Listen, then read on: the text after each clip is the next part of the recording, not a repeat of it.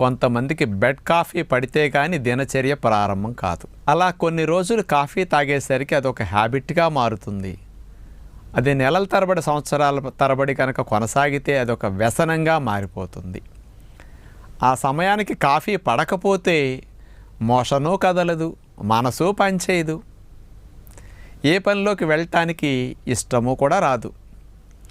మరి అలాంటి కాఫీకి వ్యసనం అవటం అనేది, అది లేకపోతే నేను ఉండలేననే ఫీలింగ్ మీకు కలగటానికి, మంచి ఆలోచనలు వచ్చినట్టు ఫ్రెష్నెస్ని, యాక్టివ్నెస్ని మీకు అందించింది అందులో ఉండే కెఫిన్.